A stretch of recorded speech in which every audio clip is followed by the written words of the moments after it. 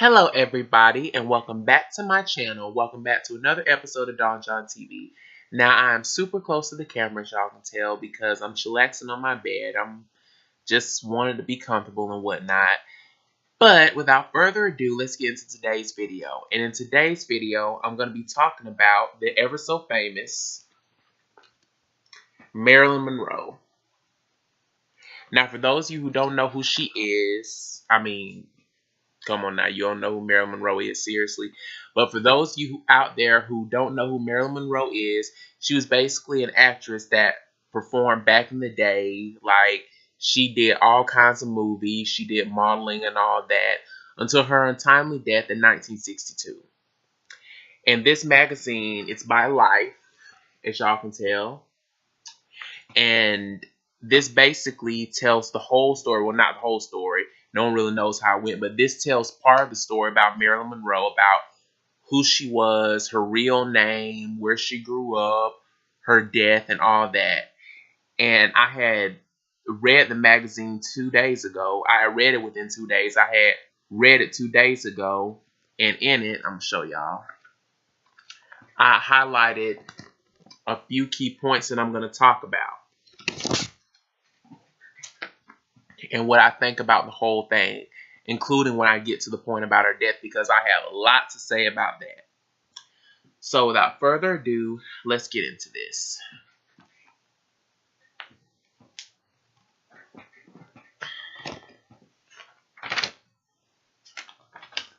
The magazine is called Remembering Marilyn, by the way.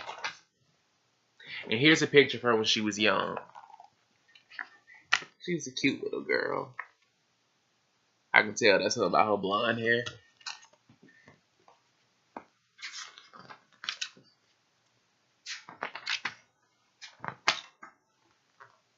Oh my God. This ain't got nothing to do with Marilyn Monroe, but I swear that girl that's behind her, I swear that looks just like Jennifer Stone from Wizards of Waverly Place. I know it's probably just me, but I swear that girl looks just like Jennifer Stone. I know I'm tripping because this took place back in 1948, this picture, but I swear that girl looks just like Jennifer Stone. And y'all don't know who Jennifer Stone is. She played as Harper on Wizards of Waverly Place.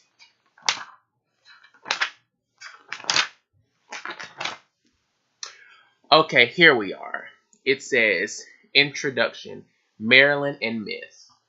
Now, this way before I had bought another highlighter, as y'all can tell, I had kind of circled stuff with my pen.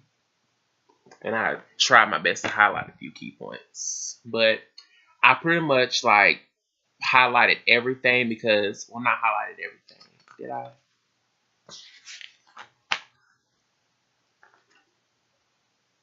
Let me see.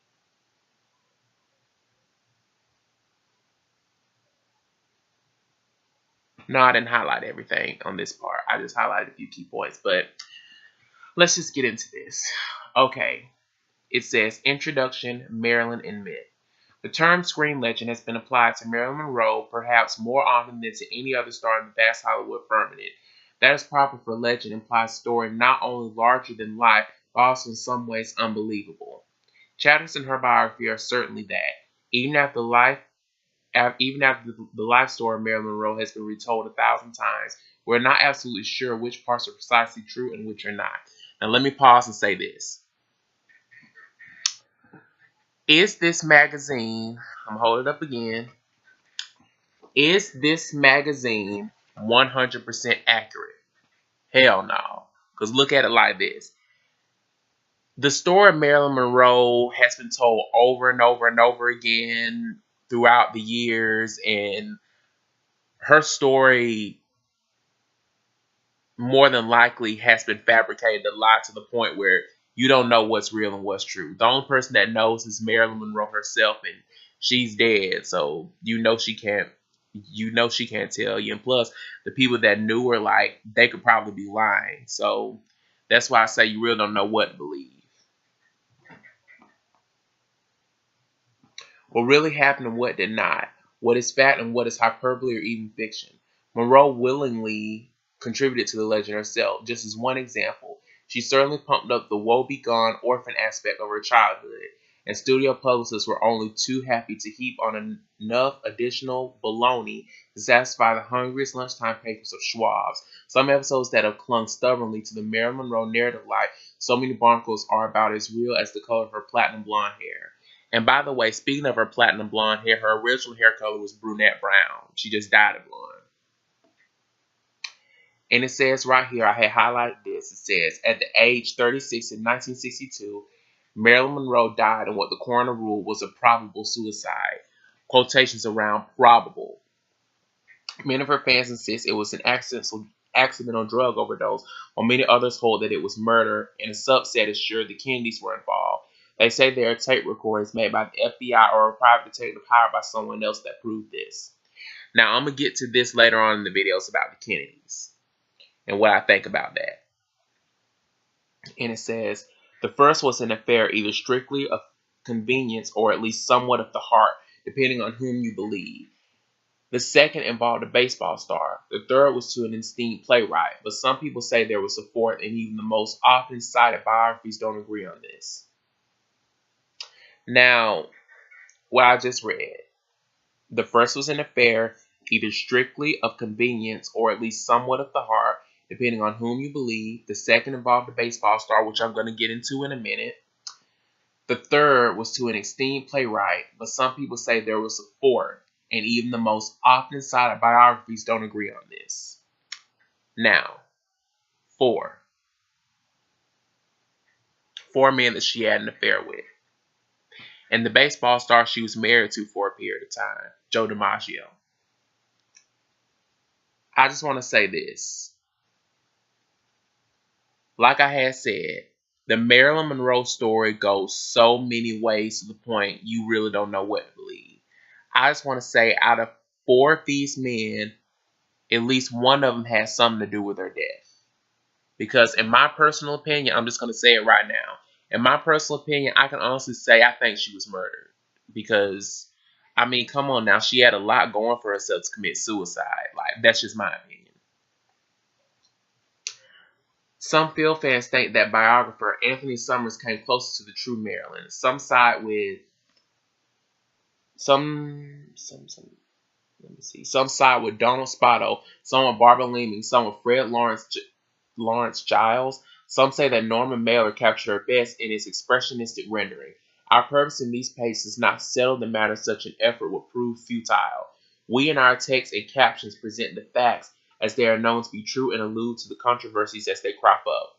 We will be as accurate as possible. Really, Life magazine, really. More important is keeping with life's tradition and mission. We will present a beguiling and intimate photographic biography of this singular, beautiful, spirited, unfailing, generous, and endlessly compelling movie star. We are, in one way, in a fortunate position, although people sometimes lie, pictures don't. In these pages, Norma Jean Mortison Baker, Marilyn Monroe, as she lived her life day to day from infancy until death is reborn. As you gaze these pictures and look into Marilyn's eyes, you are seeing her. The happiness, the sadness, the joy, the sorrow. You are reliving a life and spending time with the very real woman beyond the myth. So you just heard me read her real name, Norma Jean Mortison Baker. Norma Jean. This is a new chapter, and here's her baby picture.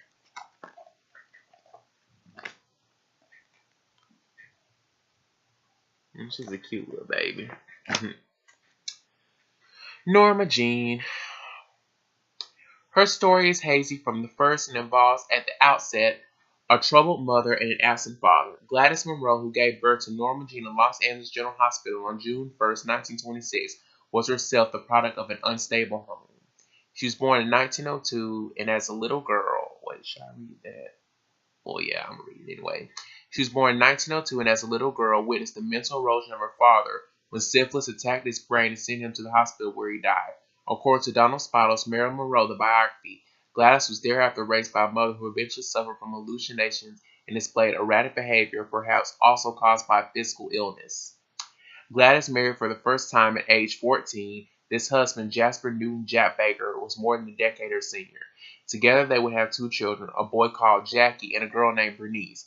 After Gladys divorced Jap, He kidnapped the children and took them to his native state, Kentucky, to raise them. Jackie would die young, and Bernice would not see her father again for 20 years.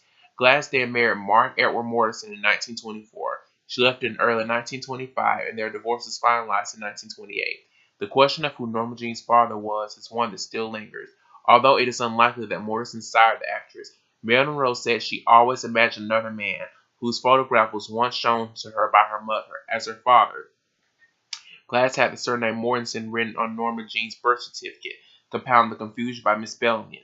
Then on Norma Jean's baptismal certificate, Gladys gave her child the surname Baker, after her first husband. Therefore, Norma Jean Morrison Baker, who one day would take her mother's maiden name and alternatively become Marilyn Monroe. By the time Norma Jean was born on that summer morning in 1926, Gladys was working in a lab cutting film negatives. There she befriended co-worker Grace McKee, and together, according to biographer Spotto, they earned reputations as risky, fun-loving flappers of the roaring 20s. Gladys realized that she was unable to appropriately care for her baby. Within 2 weeks, turned her over to her foster home, that of Albert and Ida Bolender, who in Marilyn Monroe's later recollection were caring and stern and pious churchgoers. The couple took in a steady trickle of foster children for the extra income. Though Norma Jean would see her birth mother on occasion, it would be 12 years, she would later say, before she ever felt loved. Now that was a mouthful right there. From what I had just read thus far, she kinda sorta had a troubled childhood because like how her mother had put her in foster care and all that stuff. Like, and plus, I hate to be a spoiler, but it says like she was in not foster care, she was in an orphanage until she was 18.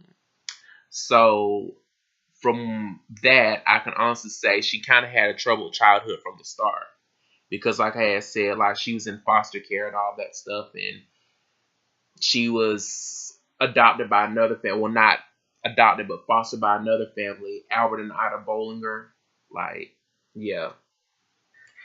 Testimony from the Bollinger house, where Norma Jean spent her first 7 years, differs, with this sad account asserting that Norma Jean was a happy little girl, and this contradiction provides us with a very early example of how the true story of Marilyn Monroe will always be elusive. And I highlight this part. It says, the movie queen told a reporter in the early 1950s that the past was an unpleasant experience I'm trying to forget, and in many other tellings, the record of Norma Jean's youth has her bouncing among foster homes like a ping pong ball. The semi-official version surely represents a creative blending of fact and fiction by Hollywood publicists, and by Monroe herself, including the version she co-authored in her posthumously published memoir, My Story. As her close friend columnist Sidney Skolsky once wrote, she was not quite the poor waif she claimed to have been. Skolsky noted that the number of foster homes seemed to multiply as time went on because she knew it was a good selling point. So yeah, as you can tell, she kind of had a rough upbringing, and I don't blame her when she said the past was an unpleasant experience I'm trying to forget because, hey, you just can't blame her. The Bollingers were drilled into Norma Jean that going to the movies was a burnable sin. Later, Gladys and Grace would entice her with the glamour and escape of the silver screen. Now that's kind of hypocritical if you ask me. Like, going to the movies was a burnable sin. Like, you going to the movies just to watch a movie, like, how the hell is that a sin? Like, I'm just saying. But yeah, later they had turned around and bought her a silver screen or whatever they said. But their relationship was sufficiently distant that for a time little Norma Jean knew her own. But their relationship was sufficiently distant that for a time little Norma Jean knew her only was the woman with the red hair. She referred to Miss Grace Bollinger as the woman with the red hair.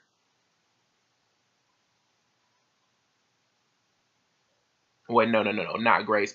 She referred to her mother as the woman with the red hair, sorry.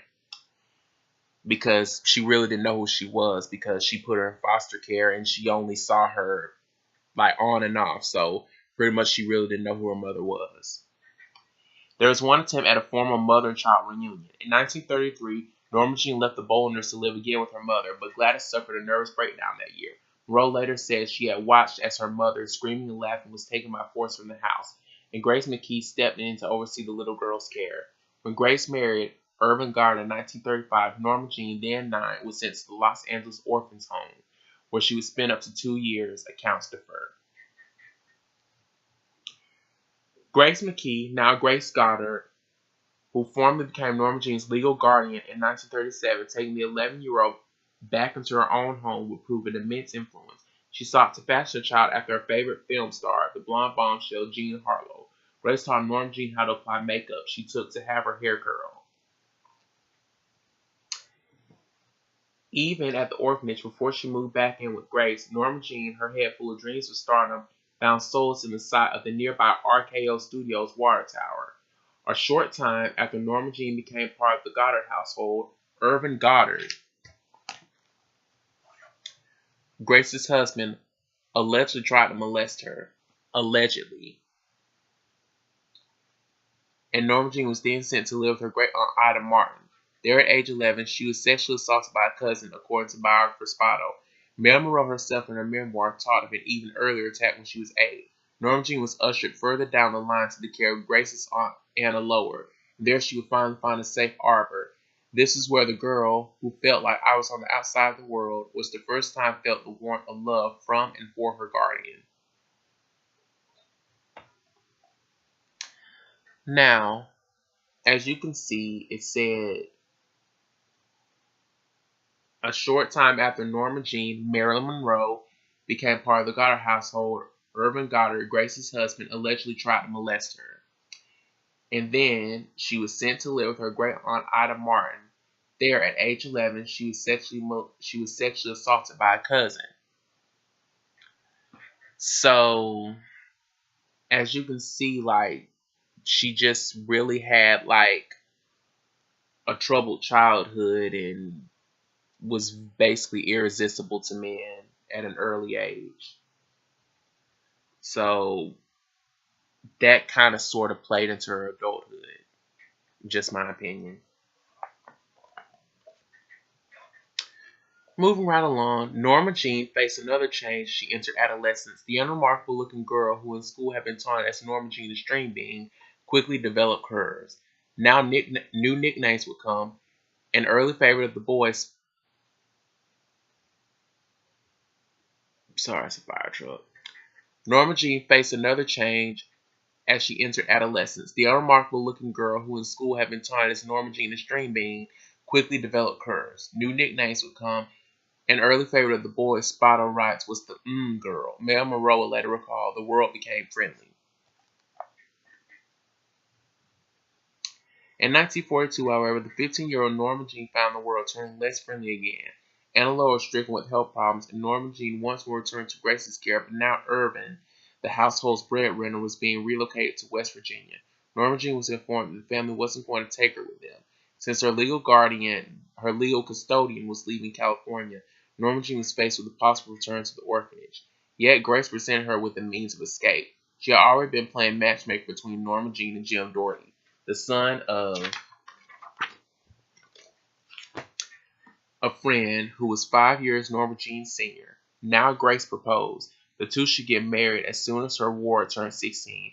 Failing that, Norma Jean would have to live in the orphanage until she reached 18. Like I said in the beginning of this video, she had to stay in the orphanage. Well, not in the beginning of this video, like a few seconds into the video. She had to stay into the orphanage until she was 18 because she wanted to marry this man that was 5 years her senior, named James Doherty. Norma Jean made her decision to wed Doherty in June of 1942. Doherty would later say there had been love in the relationship, but Monroe remembered things differently. There's not much to say about it, she once recalled the situation. They, the Goddards, couldn't support me and they had to work out something, and so I got married.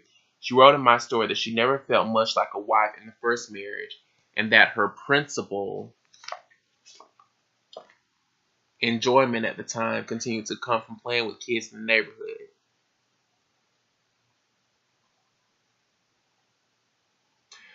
Pretty much, this marriage of James Doherty basically was sought up. Like, you can put it in so many words in this magazine. Like, even that Grace lady, her mother, Her mother, Grace, it even says in this magazine, her mother, Grace, was playing matchmaker and basically sought her up with this James Doherty guy, not knowing that he was older than her. Like, basically, that was just a setup marriage that really didn't work. Like, she was 16 at the time. Like, come on, you couldn't at least let the girl make her own decisions. So, moving right along here. As it is in so many Hollywood songs, the story of Miss Norma Jean Doherty is being discovered and taking her first step toward becoming Marilyn Monroe. The lucky break, the critical meeting came down to the right place at the right time. Armed photographer David Conover, I'm going to sit up.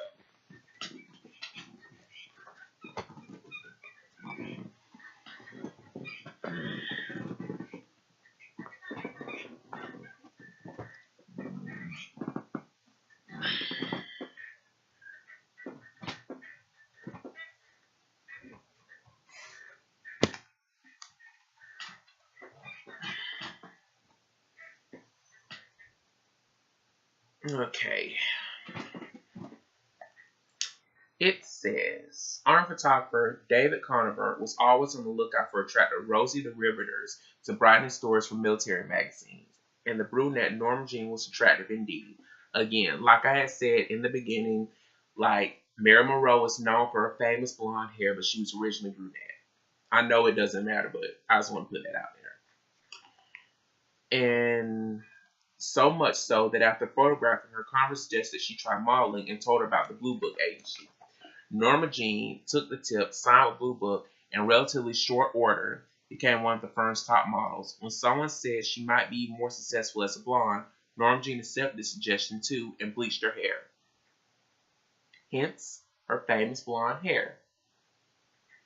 In 1945, she left the Defense Factory determined to make the most of her breakthrough in modeling, a decision that displeased Jim Doherty and served to hasten the end of their already fragile marriage. Well, duh, it was already fragile simply because it was side up. She posed for advertisements and magazine covers, but also artsy shoots with photographer like Andre Day Deans, with whom she had a brief affair, among others in this time period, perhaps. Okay. I just want to put this out there. With Marilyn Monroe dying, so many speculate that the Kennedys, like John F. Kennedy and Robert F. Kennedy and their brother Bobby Kennedy, some speculate like she did have an affair with JFK and his brothers. Like, I hate to be a spoiler, but it says that later on in this magazine. Like, she did have an affair, well, allegedly. Like, she did have an affair, I think, with either JFK or Robert F. K or maybe all of them. And they say that they possibly may have had something to do with her death. But also, you can't point the finger at only them because she was involved with many men, like they had just said in this magazine. She posed for advertisements and magazine covers, but also artsy shoots with photographers like Andre Day Deans, with whom she had a brief affair with, among others in this time period, perhaps. Like, she was involved with so many men, like God knows who's responsible for her death. Like, it could be the Kennedys, it could be someone else, like, who knows? She worked semi-nude for pinup artist Earl Morin, who later recalled she liked to pose for it was acting. Of her talent in this regard, he added that she was better than anyone else. In pose for the still camera, she exhibited none of the anxieties or neurosis that will haunt her movie career, and the photos captured over her lifetime are iconic in their own right, as much a part of the legacy of Marilyn Monroe as her film work. The audition won Norma Jean a 6-month contract. She was also given a new name. She and Lyon stitched together her mother's maiden name, Norma Jean's suggestion, and the first-name actress Marilyn Miller, whom Lyon felt this aspiring starlet called to mind.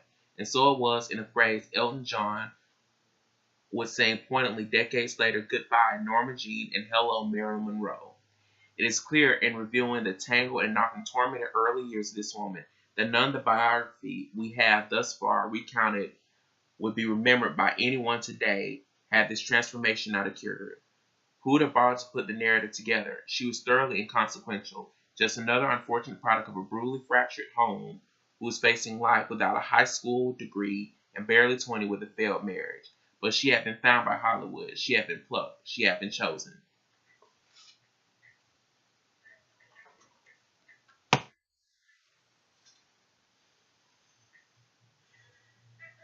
Okay, I know I'm not a Hollywood celebrity or anything like that, but this really goes to show you like Hollywood really hasn't changed. It's just like it said like, but she had been found by Hollywood. She had been plucked. She had been chosen. I mean, it's just like that in Hollywood up to this day. Like they just pick people out. Like they just pick people out to do things. Like it's just like that.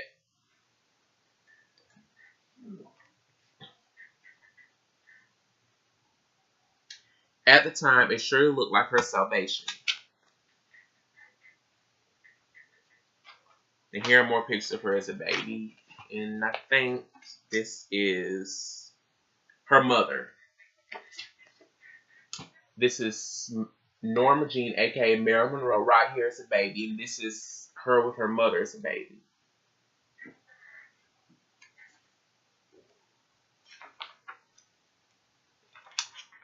And here are more pictures of her, but I don't want to show them. I just kind of want to get on with the story.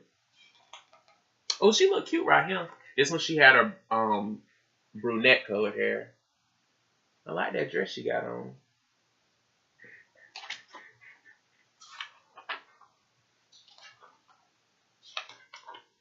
Oh my god, I have to show this one.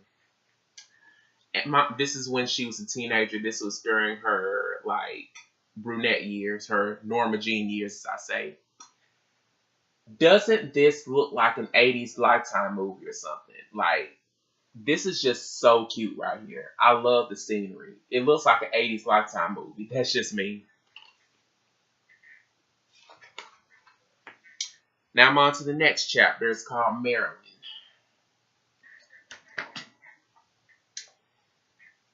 What's it say? Emmeline Snidely, who ran the modeling agency that employed Norma Jean Doherty, commented years later that girls will often ask her how they could be more like the woman who had become Marilyn Monroe. I tell them if they showed one to the hard work and gumption that girl had, they'd be on their way, but there will never be another like her.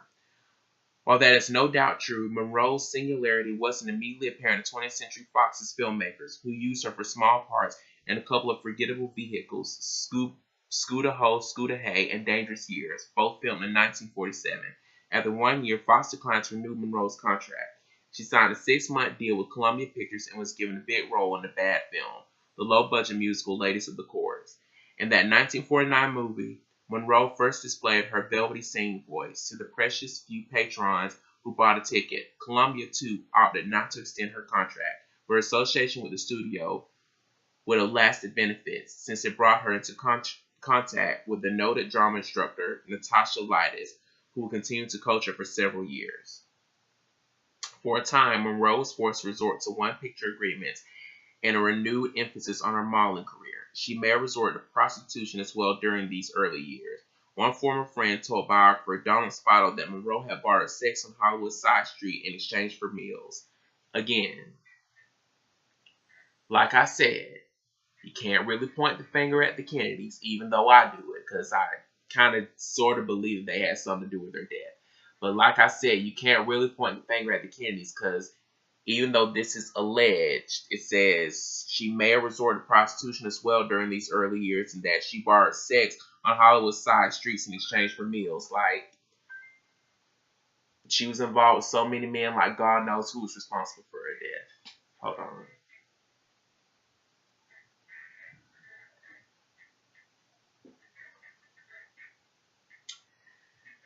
She was barely 20 at the time, very much on her own, and surely desperate to make ends meet, but there is no consensus. Like I said, this is alleged. Likewise, just as her various biographers differ in their conclusions regarding any casting couch liaison, there is little agreement on speculation as to how many abortions Monroe may have undergone in her lifetime. The estimates range from more than a dozen, by one count, to none, according to the actress's former gynecologist.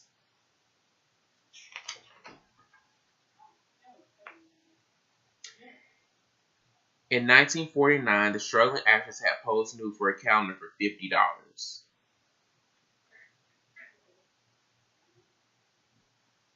I mean, I understand she was young back then, but come on now.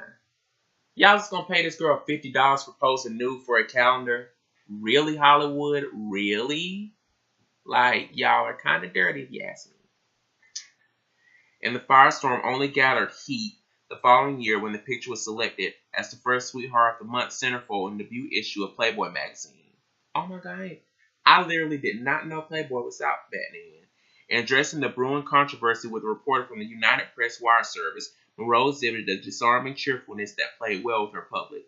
Why deny it? You can get one anyplace, Monroe said at the calendar. Besides, I'm not ashamed of it. I've done nothing wrong. Exactly. I mean, they paid you for it, so.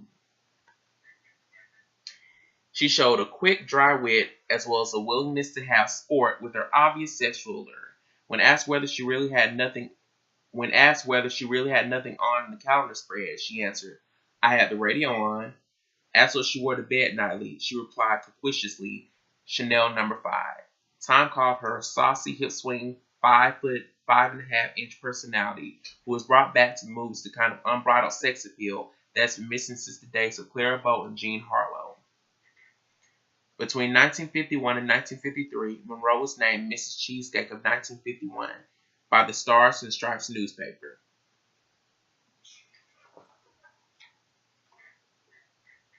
Many of Monroe's co-workers and friends were always saying that she was no dumb blonde and that there were depths to her personality that were unknown to the public.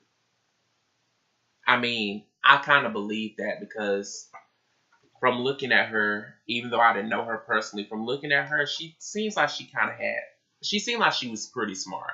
Like, that's just my opinion. Like, was she really smart or not? I don't know because I didn't know her personally, but she seemed like she was pretty smart.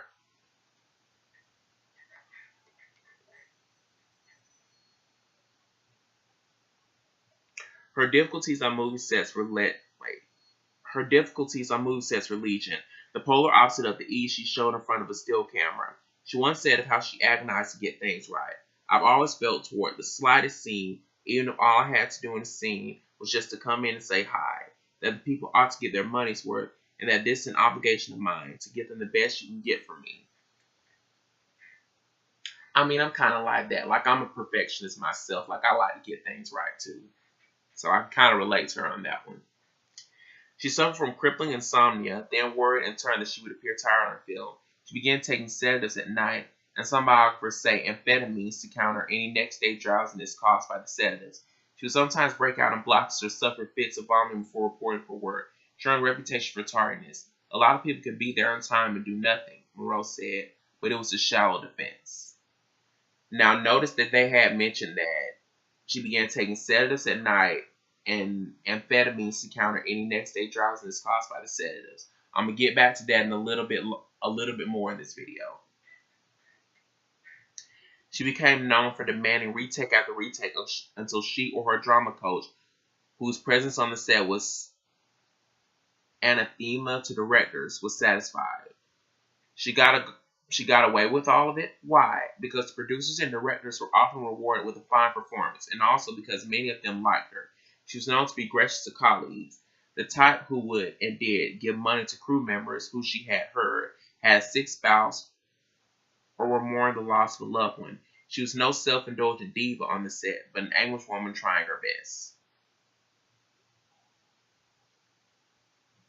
Now, once again, she was involved with many men. It says she was known to be gracious to colleagues, the type who would and did give money to crew members who she had heard had a sick spouse or mourned the loss of a loved one. So, once again, God knows who could have been responsible for her death. Who was she really as she became the superstar? Apparently she didn't know, and certainly the public didn't. To her fans, she was the golden one, the beautiful girlfriend of Joel and Joe DiMaggio. And I really didn't highlight everything because this would be a long ass video and I'm not going to stay here all day. But at one point she had married the baseball legend Joe DiMaggio. I just want to throw that out there.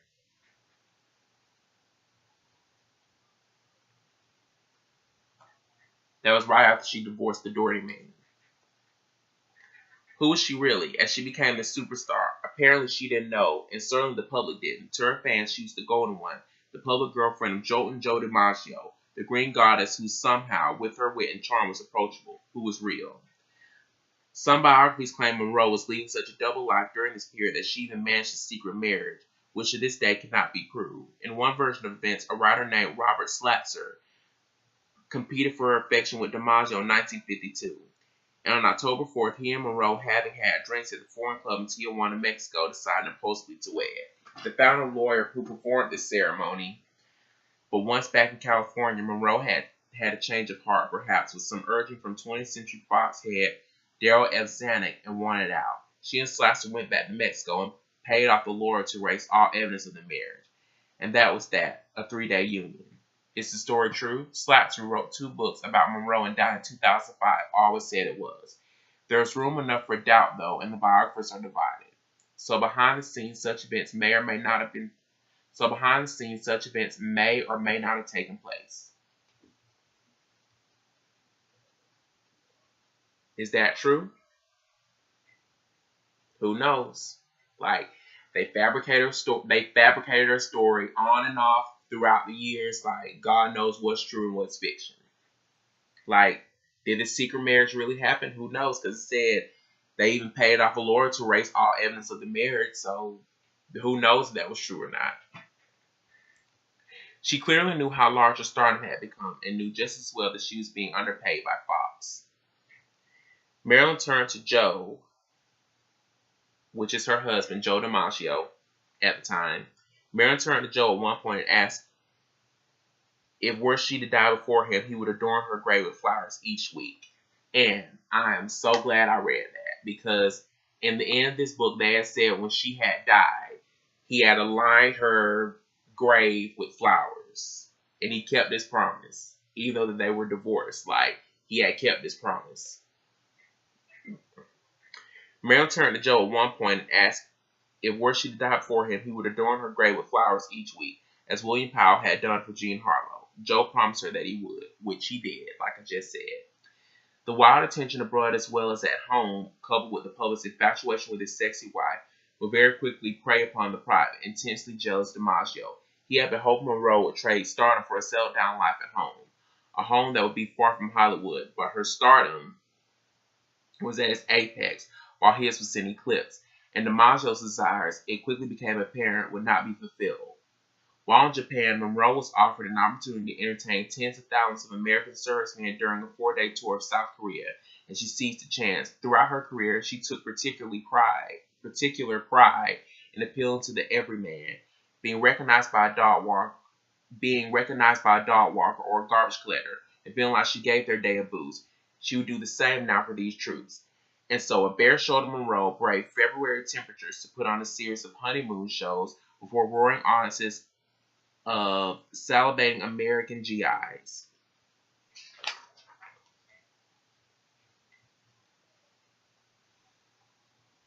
Her marriage was quickly eroded. DiMaggio wasn't enjoying life in LA. He would spend much of the day watching TV. He would be withdrawn, distant, and there were times, Monroe later said, when he would go days on end without speaking to her. He also continued to be greatly unnerved by Monroe's stardom, and there is speculation in some of the biographies that this strong former athlete was violent with her. The frayed knot of their marriage finally snapped in mid-September 1954, while Monroe was in New York City to shoot parts of The 7-Year Itch. One of the on-location scenes had Monroe perched over a subway grate as a gust from below lifted her white skirt like a cloud. For hours, a mob of people jammed the city street corner, cheering her on and illuminated the night with a storm of popping flashbulbs. Among the crowd was the furious Joe DiMaggio. It is widely held that a nasty hotel room argument ensued, and by some accounts, there were bruises on Monroe's shoulders or back the next day. Whether or not DiMaggio beat her that night, Monroe returned to Los Angeles and within 3 weeks filed for a divorce. At the proceedings, she told the judge that the 9-month marriage had been mostly one of the coldest and indifference, and with that, it was ended.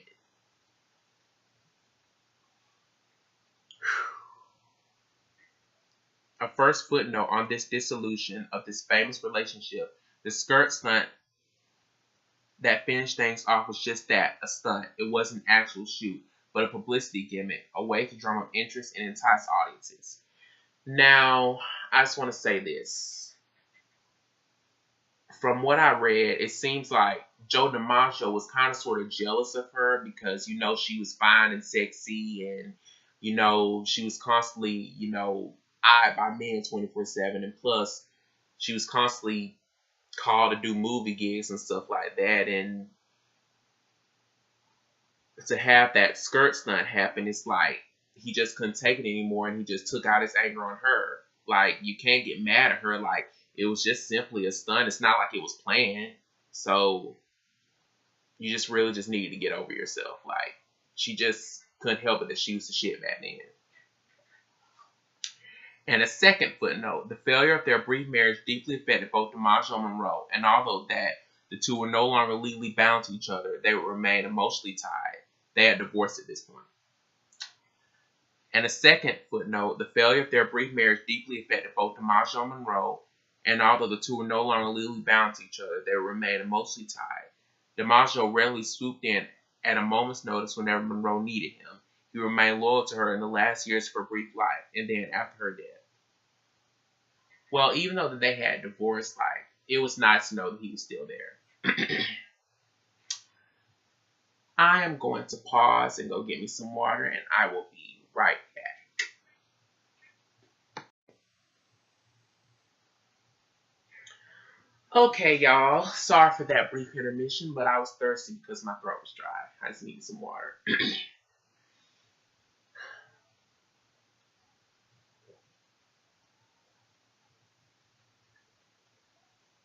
Okay.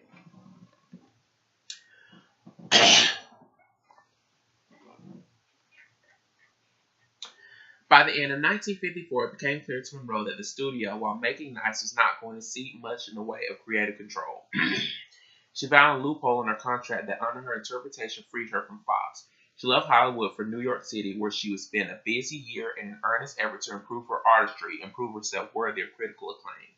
Meanwhile, in early January of 1955, she and Milton Green, an A-list photographer who had shot pictures of her in the early days, became friendly. He began advising her on business matters, and soon the actress announced the formation of Marilyn Monroe Production Incorporated. She was tired of the same old sex roles, Monroe said at the unveiling of her new company. People had scope, I don't blame her for wanting to do this, starting her own production company, because it just seemed like back in those days, it just seemed like women were just known simply just for sex. Like, she wanted to be known as something else, not just a sexy blonde. So I can understand why she did that. But more than stardom or money, what Monroe longed for was to be But more than stardom or money, what Monroe longed for was to be seen as a serious actress. She desperately wanted to be respected. While MMP, Marilyn Monroe Productions, negotiated a new deal with Fox, Monroe began acting studies with Lee Strasberg, the artistic director of New York's esteemed actor studio. At Strasberg's suggestion, she also began seeing a psychotherapist, as often as 5 times weekly, to enable her to tap into her thick catalog of charged emotions and memories. On June 1st, before I continue, the thing they had said about psychotherapist, I'm going to get back to that later on in this video too.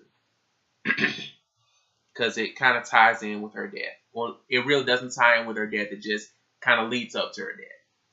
On June 1st, 1955, Monroe's 29th birthday, the 7-year itch opened and became a huge success, which provided her real clout in the ongoing negotiations with Fox. By year's end, she had a new 7-year contract that gave her the power to approve scripts and directors for the films she made at the studio, plus compensation of $100,000 per film.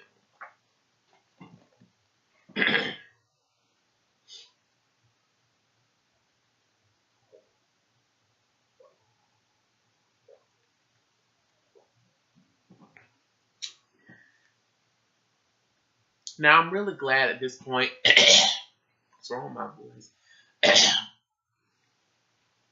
I'm really glad at this point that she's becoming independent and doing her own thing, because it's like Before, it's like she's pretty much staffed by men, and you know how men think. And they just want her to put on these sex roles, and she was simply tired of it. And it's a good thing that she's doing her own thing. She's able to approve scripts, not approve scripts, and directors and films and stuff. So kudos to her back in those days for being independent.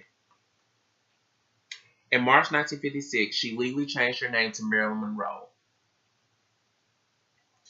This move is interesting because it is clear from the testimony of friends and associates that she was acutely aware that the Marilyn Monroe perceived by the public was in part a creation, a character, even a caricature.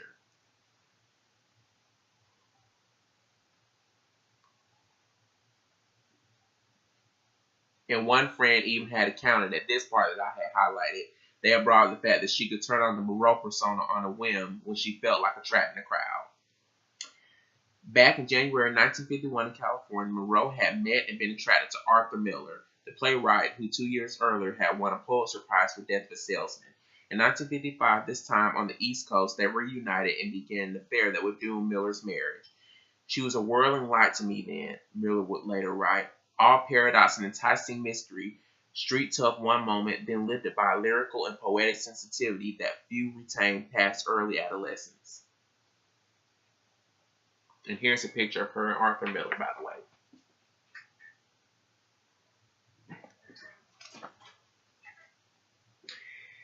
He said that he had planned to marry Marilyn Monroe in a matter of days. It was an unconventional proposal to say the least, but the lady said yes.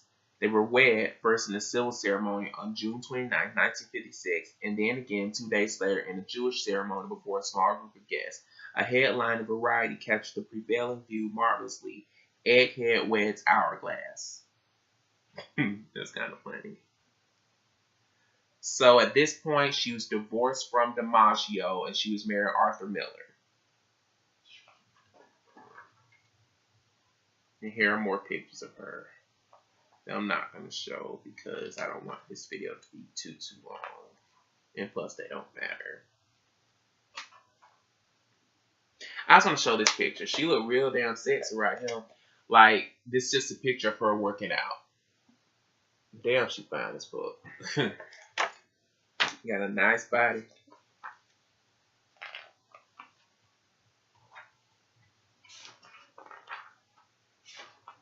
So many pictures. Oh, here's another picture of her that I like. I really love that dress. There are various pictures of her.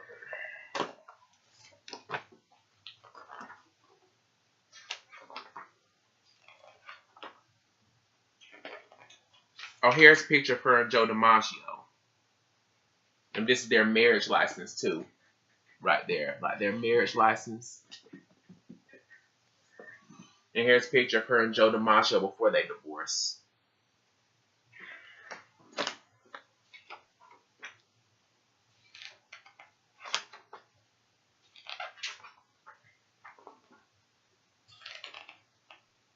Oh, and here's the stint, like what I had read in the magazine about her skirt going up, which is very, very famous up to this day, where her skirt hat went up. If y'all can see that.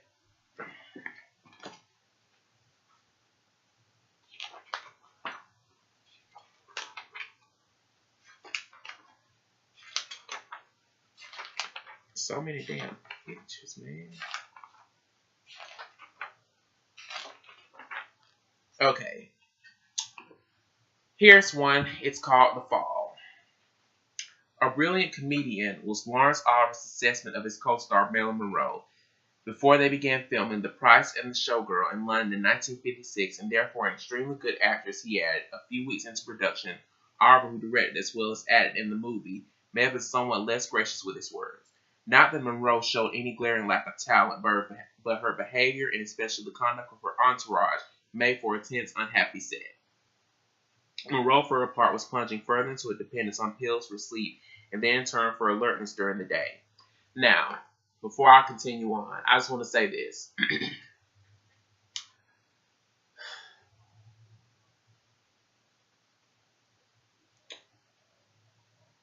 it kind of paints the picture that she was kind of, I want to say, a pill junkie or something like that. If that's even a real thing. It made it seem like she was just a pill junkie and a drug abuser that couldn't live without drugs or something like that, because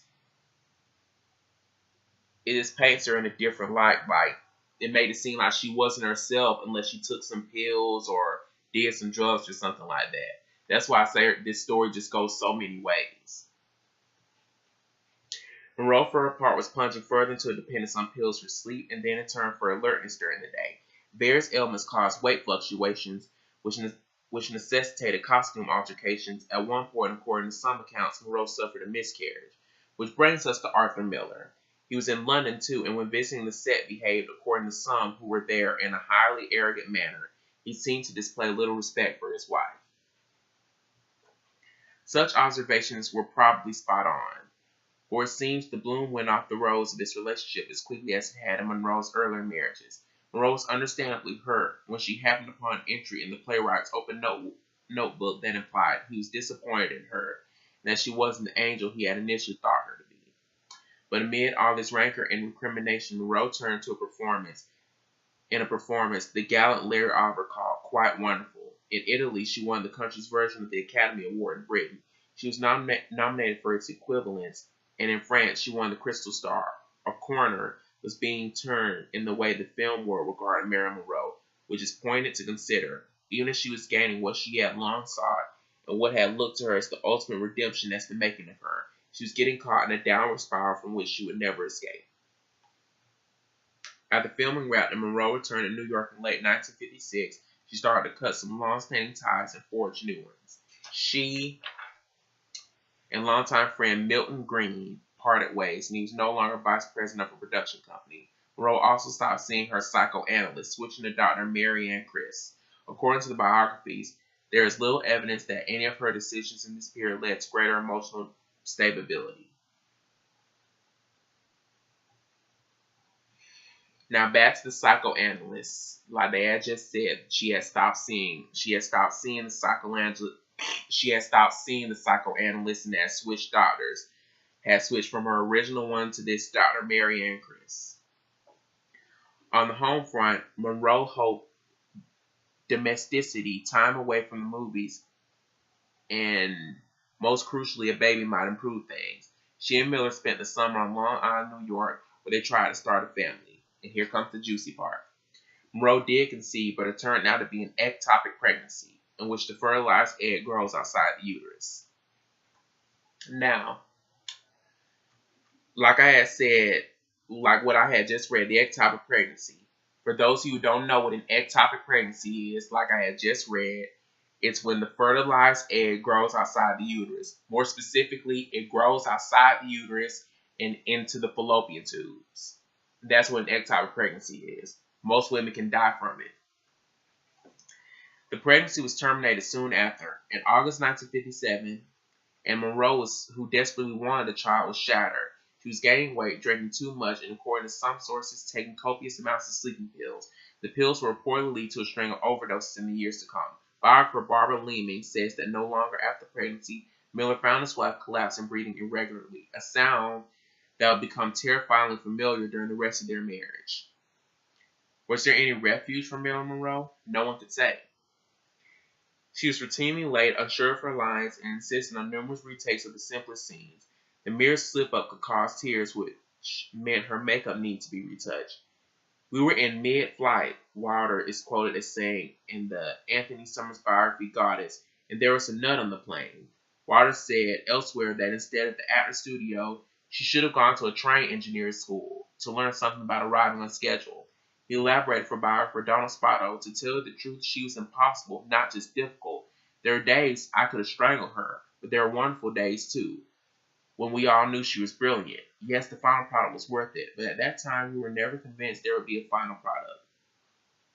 Monroe became pregnant yet again in the autumn of 1958. Yet again she miscarried. Yet again she took some time off, then returned to the business of making movies. In 1959-60, she worked on Let's Make Love, a fraught production floating on a leaky script that had been doctored unsuccessfully by Arthur Miller. On the set, Monroe's conduct was what could now be characterized as characteristic. Off the set, she had an affair with her co-star, the French actor Yves Montand. While this can technically be seen as cheating on Miller, consider that even earlier, after meeting the playwright during the filming of Some Like It Hot, director Billy Wilder felt that, at last, I met someone who resented her more than I did.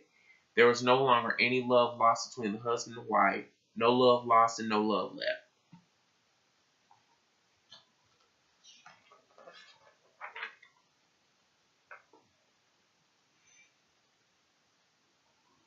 Her consumption of addictive barbiturates, which she sometimes pricked with a pen to hasten their effects, was on the rise, and she may have been taking other drugs as well. The medications can and apparently did cause depression, confusion, and slurred speech. She was mighty difficult to awaken for work. Some mornings she was taken bodily to the shower, and then her makeup artist would apply cosmetics while she lay in bed. The phrase absolute mess pretty well describes her condition. Her co-star Clark Gable tried to support her, but it was an impossible task. At one point, John Huston shut down the set for a week, while Monroe was sent to a hospital to dry out and regain strength.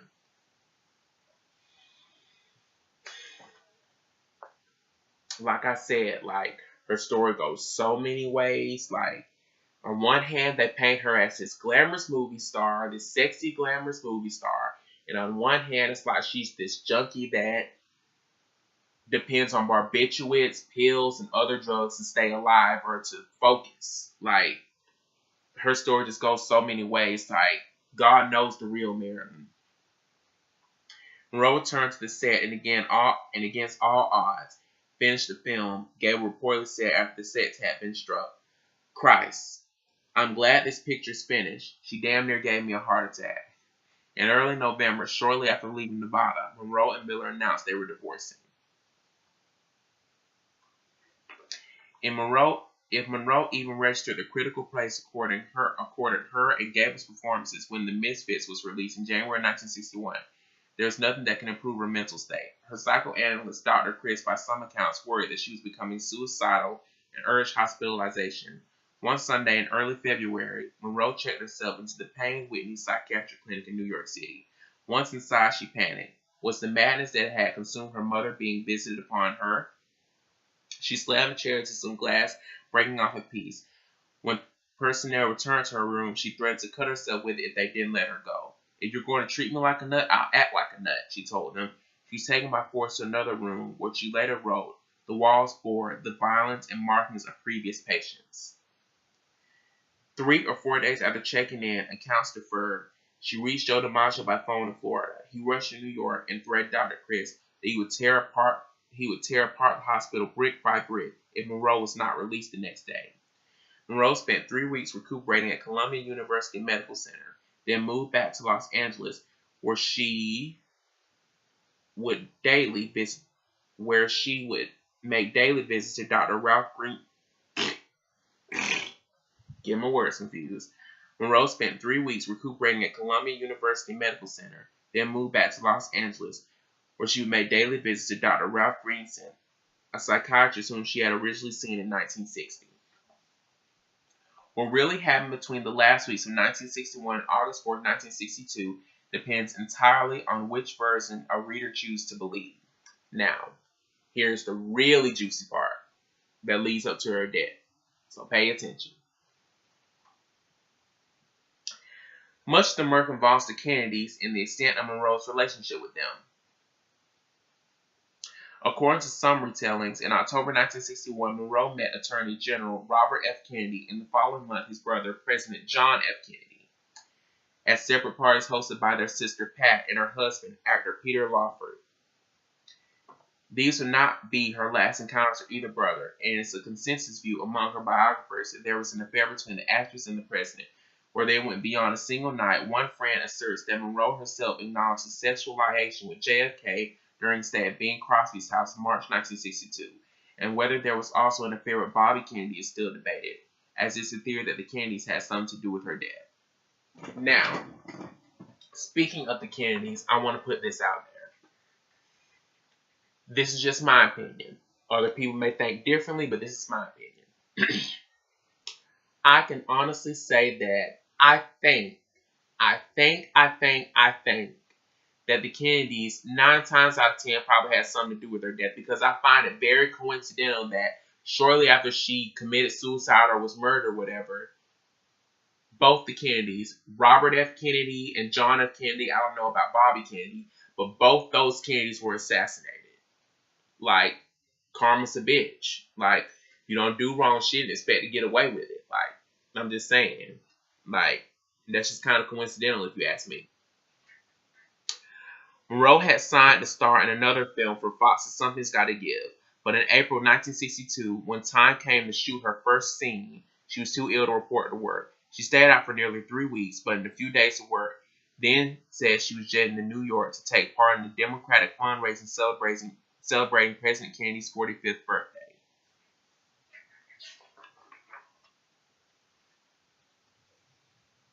2 weeks later, back in California, Monroe celebrated her own 36th birthday on the film set with a sparkling studded cake.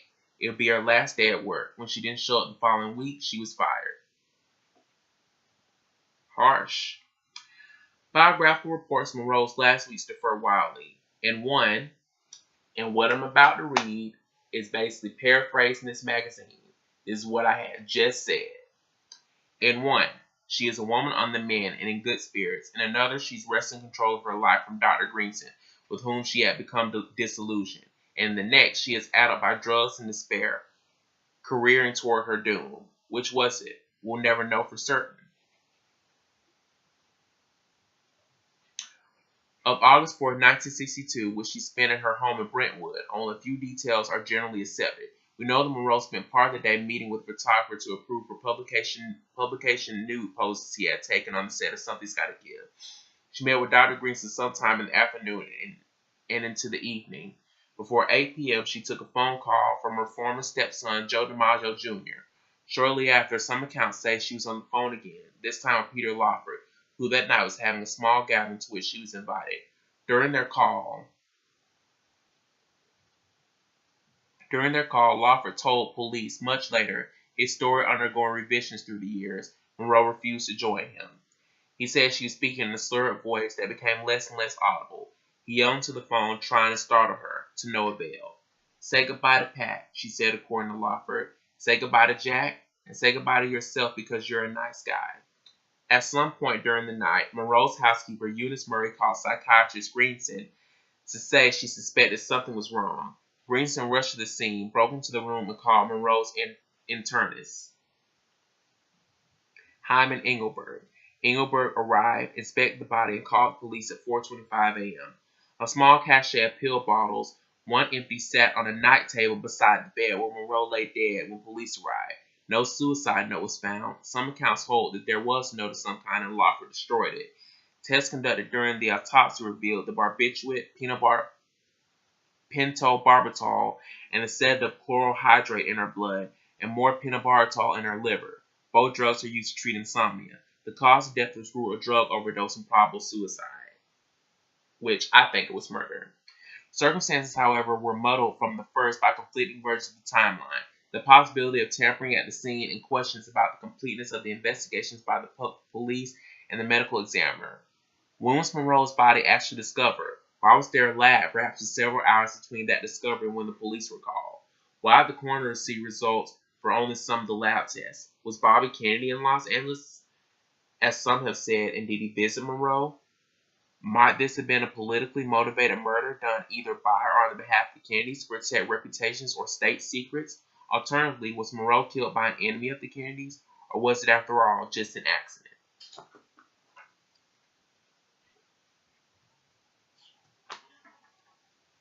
More pictures. More pictures. Oh, I'm glad I got to this picture. This, like I had just read in the magazine, was a snapshot from JFK's 45th birthday in New York.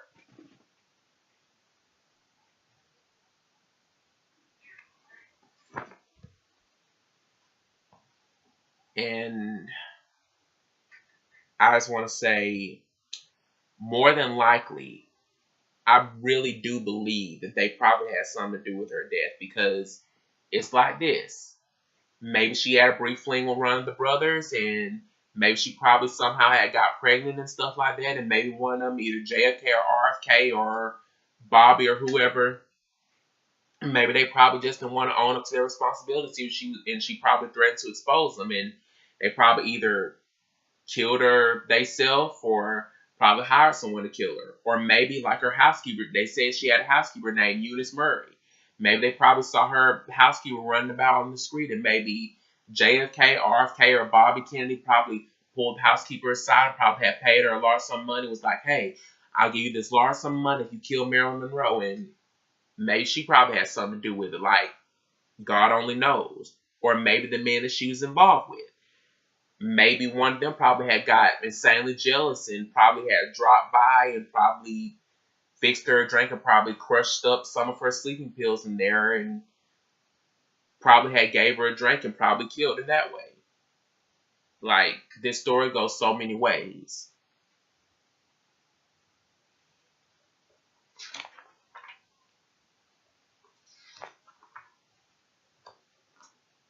Oh, I'm so glad I had found this picture. I'm fixing to read it. Again, this is Joe DiMaggio. And it says, DiMaggio was at the funeral. James Dorr and Arthur Miller were not, though both were still very much alive. Monroe's half-sister Bernice was there as well, having made the journey at dear expense. So many who professed to love her weren't there, and so few were. The great expansive public was there, in its prayers and sympathies and lamentations, if not its physical presence, which of course is impossible. An intensely private ceremony of August 8, 1962. She was interred in a crypt in the vast Westwood Village Memorial Park in Los Angeles. Flowers would adorn that crypt for a score or more years, because DiMaggio had so promised. Joe kept his promises. And like I had read in the beginning of this magazine, like she had asked if she would have died before him, would he adorn her grave with flowers, in which he did. Except her grave wasn't a grave, it was a crypt. He had joined it with flowers like he had said. So he kept his promise. So I really think out of all the men that she was involved with, Joe DiMaggio loved her the most. That's what I think. Like, even though they had their little falling out, if he allegedly had beat her, like, I can honestly say he loved her the most. And that's pretty much it for this magazine. Now, speaking of this magazine, is this magazine 100% accurate? Hell no. Because look at it like this. Like I keep saying over and over, her story goes so many ways. Like, on one hand, they paint her as a glamorous celebrity, and on one hand, they paint her as this drug head lady that depends on pills and barbiturates and peanut barbital to focus throughout the day. Like, you just really don't know what version to believe. And plus, up to her death, I can honestly say, like I had said, that she was murdered, because there are some things that really don't add up. It just seems like the scene was just set up like how the pills were scattered everywhere and all that kind of other stuff, and how the body was later discovered. Like, there's so many things you got to look at.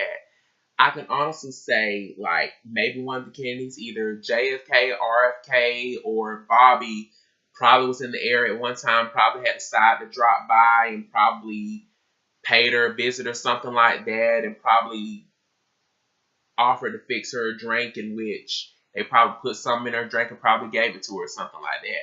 Or maybe the housekeeper, Eunice Murray, maybe she probably had a play in it. Maybe one of the Kennedys probably had stopped her on the street and probably gave her a large sum of money. It was like, hey, I'll give you $6.5 million if you kill Marilyn, and probably explain her how to do it. And maybe she probably had a play in it. Like, God knows. Maybe it was suicide, maybe it was death. I don't know.